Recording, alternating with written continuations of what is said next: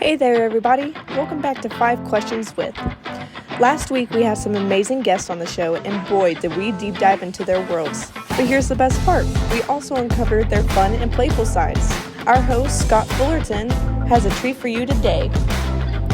You see, 5 Questions isn't just about serious stuff. We like to keep it light and quirky too. We ask questions that let our guests show their wonderfully unique and playful sides. Imagine this. What would they do if they woke up as a squirrel one day? Or what's their favorite ice cream flavor that describes their personality? It's all about bringing out their hidden quirks and having a blast along the way. We believe that even the most successful and accomplished individuals have a fun side, and we're here to celebrate that. So get ready to witness the fun and playful side of our extraordinary guests. You'll laugh, you'll smile, and you might just discover a thing or two about them that you never knew.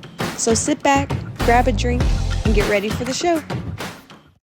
All right, everyone. If it's Tuesday, it's time for another 5 Questions With. Back in studio with me today, Rob Madge is here.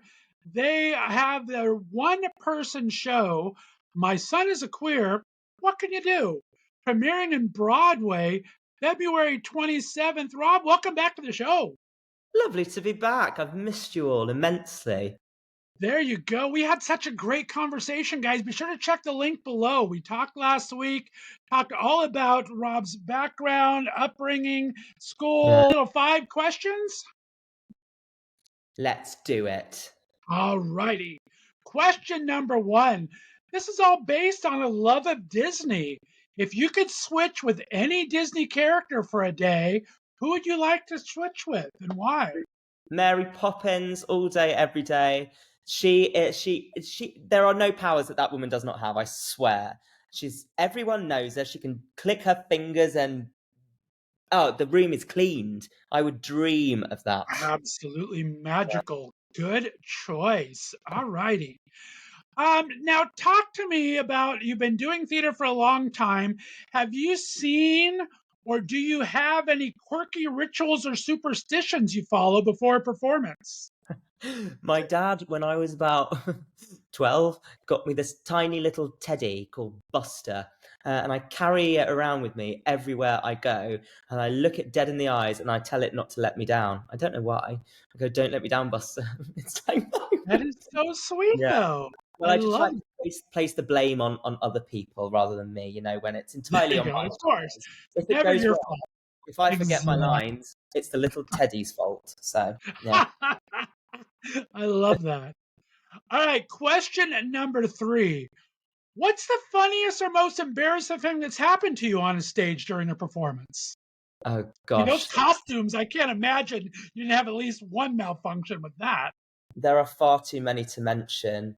When I was in Oliver, when I played the Artful Dodger, I did, I think, what I would say was the peak of my career. I delivered a Tony Award-winning performance right up until the very, very end when a big old stage, the Theatre Royal Drury Lane, and I came on for my bow and I absolutely decked it. I absolutely fell flat on my face and 2,500 people were traumatized that this poor child had just injured themselves profusely. And I was so gutted because I'd done so well. And then for my big shining moment, it wasn't just a little trip, it was a full on. Well, I came off and I went, do you think they noticed? There you go. Oh, no. It Sad. happens. It happens. Oh, my goodness. I love that, though. All right, question number 4. If you could instantly become an expert at something completely unrelated to your current field of entertainment, what would you like to learn? What would it be? Cooking. I'm just so dreadful. I'm trying so hard. I've still got my student cookbook and cookbook for basic beginners that I've had since I was 18, and I still don't know how to boil a bloody egg. And I look like an egg without any hair, so I should know how to do it by now. But no, cooking, such a basic life skill. There So that's you such a go. boring answer. I'm sorry, but it's true. I want to be a chef in another life. You're going to Broadway. It's one of the homes of the Food Network, and they have the worst cooks in America. So you can be a special foreign guest. I like that. All right. Brilliant. Yes. Good choice. All right. And question number 5, Rob. We just had the holiday season, of course. let's say the ghost of bad Christmas songs past came to haunt you. What song would get stuck in your ear like a little earworm that you just do not want to have stuck in your head? And what would be your palate cleansing song to get rid of it? The song that I wouldn't want to have stuck in my head would be. Do you know the song Sleigh Ride? It's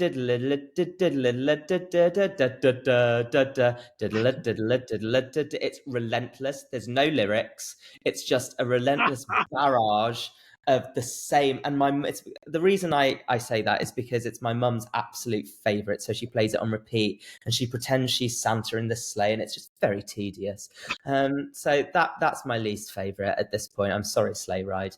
And the song that I would use as a palate cleanser would be the song This Christmas, but specifically Patti LaBelle's version of it, where her background singers don't join her. And if anyone hasn't seen that video where Patti LaBelle is singing at I think it's some presidential concert, and she's singing a cover version of This Christmas, and her backing singers don't show up, and the person that's delivering the cue cards of her next lyrics gets the lyrics all in the wrong order, and it's pure chaos, pure joy, and it makes my heart sing every time. So yeah, Patti LaBelle doing This I'm Christmas. going to have to link that. I love that. I don't think I've even seen that one. So I'm going to link that at the end of the show here. It is Amazing. pure gay culture. Well, guys, you got to catch Rob Madge. They are going to be at the Lyceum Theatre February 27th. Tickets are on sale now. You can find them at www.mysonsaqueerbroadway.com.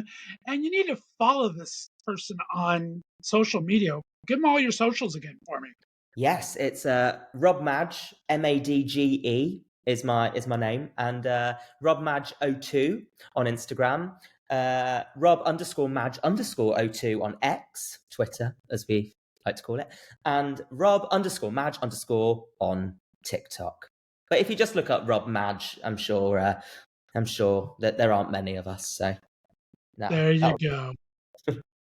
Guys, February 27th, we have 16 weeks only. Get those tickets. Rob Madge, it's an absolute pleasure to get to know you. Thanks for being on the Left is Straight show. A pleasure. The pleasure is all mine, Scott. Thank you. Good job in the 5 questions, guys. We're going to have another 5 questions next week, so we appreciate you tuning in.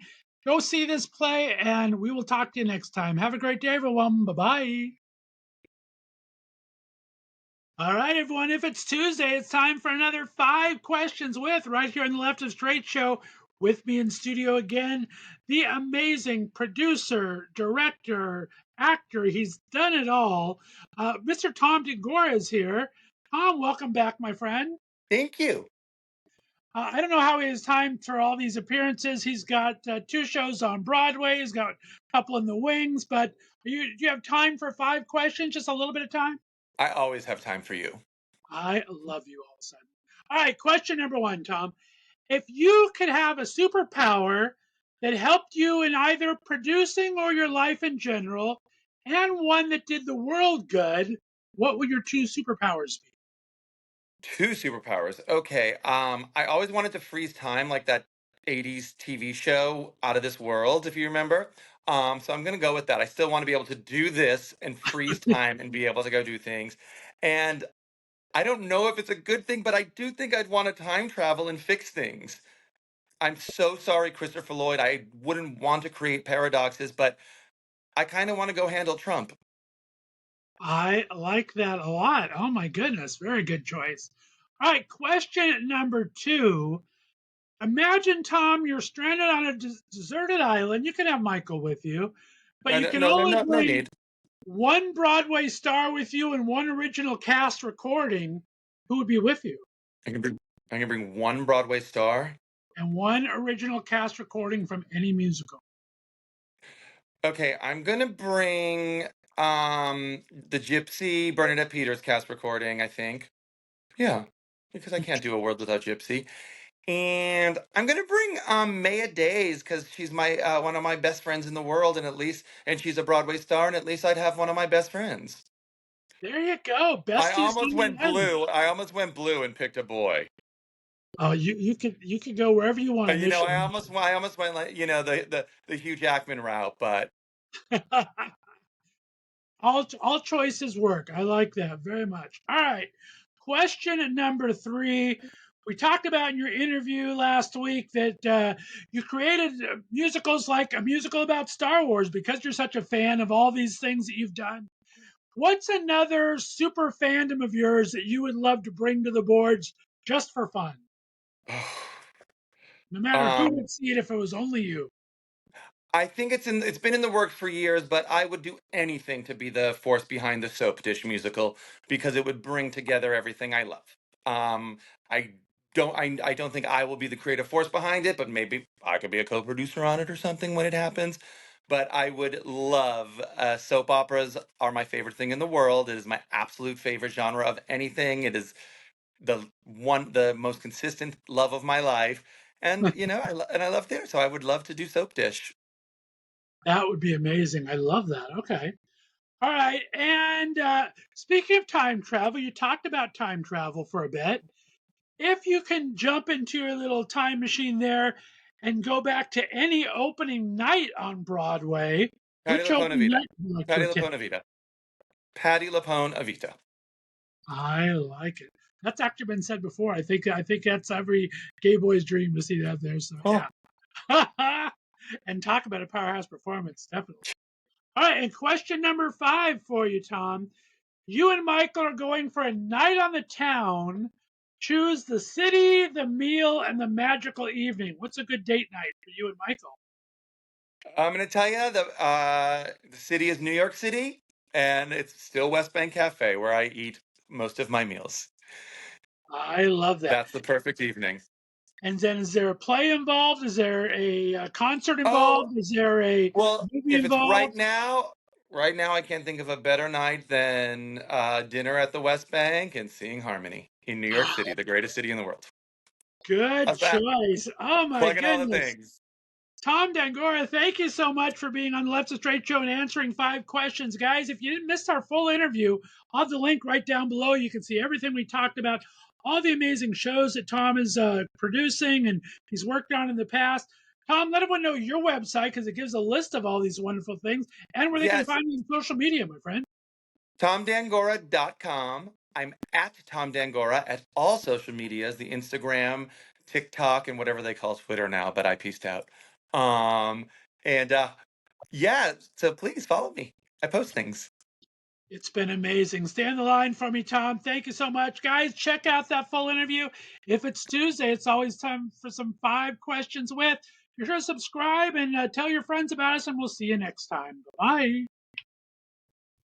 Alrighty, guys, it's time for another 5 questions with. Back with me in studio, we have the fantastic actor, director, and producer Guillermo Diaz here, and writer, director, actor, editor, he does everything. Mr. Todd Verow is here. Gentlemen, welcome back. Thank you very much for coming back on for 5 questions. Yeah, Great to be back. fun. If you missed our interview, guys, check the link down below. We had a fantastic talk about their brand new movie, You Can't Stay Here. Look for it everywhere. It just premiered in New York and LA. We're looking for wide distribution. Guys, let's get to 5 questions. Question number 1 for you. Your film takes place in New York Central Park. It's a little bit about cruising and everything. I mean, we know from our LGBT culture, cruising's been a big part of it. We had George Michael and the whole bathroom incident across from Beverly Hills. We've had like every eagle in every place across the world happening. What has been the first cruising experience you guys ever had that you either witnessed or kind of found yourself inadvertently caught up in? Todd? Well, when I was a kid, I remember going to the YMCA and seeing a man in the showers who was spending a little bit too much time in the showers, and I was very, very fascinated by him. But nothing happened. But I think that was the first experience I had cruising. I love that. Guillermo? I think for me it was like a bus terminal, like that George Washington Bridge bus terminal. Like there, I remember getting that feeling like, oh, what's going on here, and being like a teenager and being like, oh my god, I know what's going on here. It was super, super exciting. There you go. You run into those things by accident a lot of times. I remember back Yeah, in the day, like I said, yeah. very funny.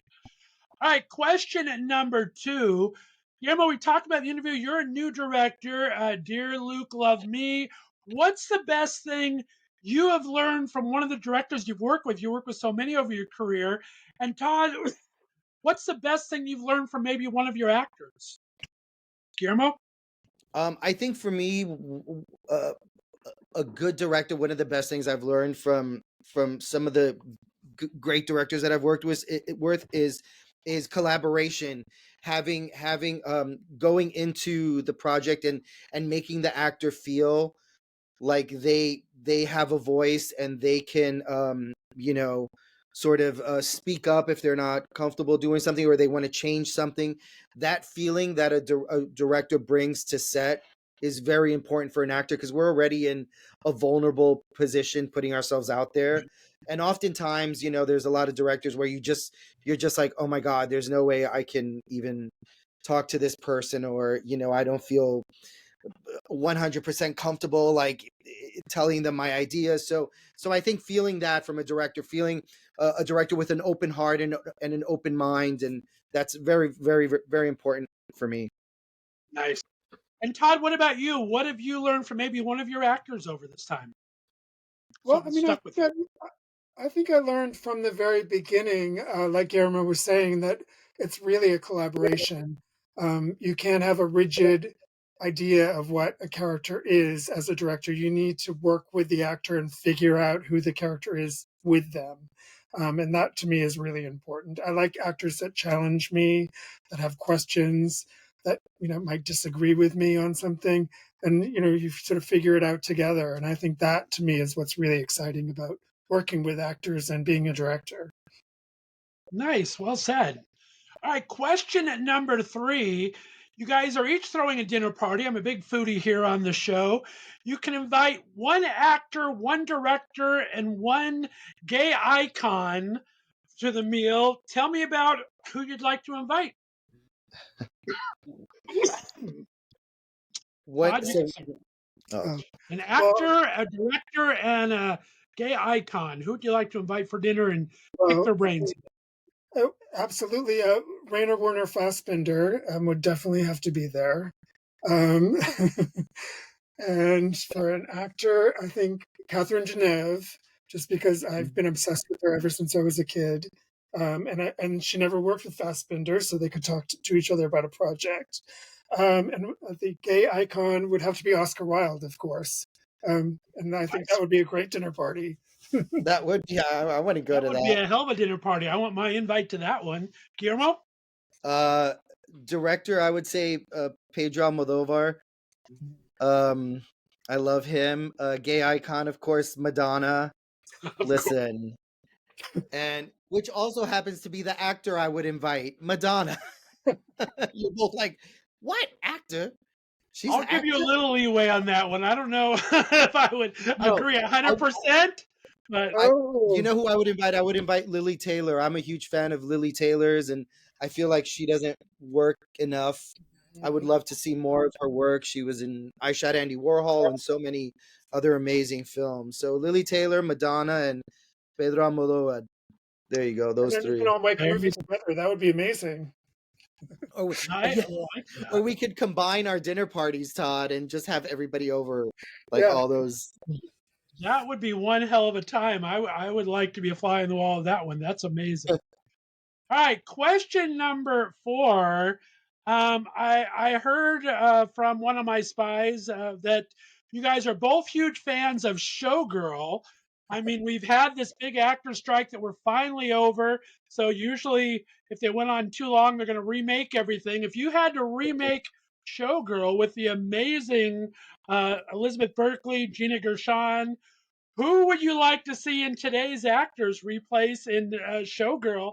And maybe who'd you like to see direct it besides Paul Verhoeven? Wow, that's a crazy. That's great. That's crazy talk, Scott. That's crazy talk. Well, maybe Um, Pedro Almodovar could make it with the Liz yes, Thriller yes. That's Interesting. and that's Madonna. There you go. And Madonna's Crystal. Madonna's Crystal Carrington. Crystal Carrington. Margot Robbie as Nomi. Margot Robbie would be good, actually. She would get it. She would get it. She would totally get it. Yeah. I hate to be sacrilege against your favorite movie there. That's funny. All right, question number 5. We're going to wrap this up. I mean, Guillermo, you've done a jillion different projects. Todd, you've done so many. Guillermo, you hinted that your movie coming out is going to have an animated character, but I haven't seen you do an animated show yet. If you were able to work in any Pixar or Disney movie, what would you like to do? And Todd, how would you recreate one in a Todd Verow style, some kind of a Disney movie? An animated. I love the Paranorman movies. Do you know the animated movies called Paranorman? Right. Yeah, That would be fun. I would love to be in one of those. I think they've made a couple of sequels. I think something sci-fi, something horror. So that's the first one that comes to mind. Nice. Todd, what would you like to reimagine? It would be fun to do like a stop motion kind of animation, with a gay storyline. That would be really cool, I think. Oh yeah. The animation we have in the film I directed is all stop motion. Oh, cool. Yeah. I am looking forward to that. Well, thank you very much, Guillermo Diaz and Todd Verow, both being on the Left of Straight Show, getting through 5 questions. We appreciate it.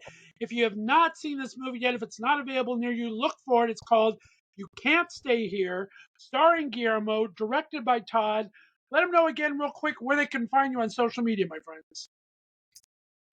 I'm just at Todd Verow, or just search for Todd Verow and you'll find me. Yeah, and I'm at Guillermo Diaz Real on Instagram and at Guillermo Diaz Yo on X, whatever the freak that thing is called now. Terrific. Guys, thanks again for being on. Guys, look for another 5 questions next week. We always have some of our favorite guests back to answer questions. We'll see you next time, everyone. Bye-bye. Bye. Thank you. Thank you, guys. Thanks for listening to The Left of Straight Show. Be sure to subscribe on your favorite podcast distributor, and please give us a 5-star rating so more listeners can find us. You can follow us on social media, and be sure to check out our website, www.leftofstraightradio.com, for contests and other news and information. See you next week.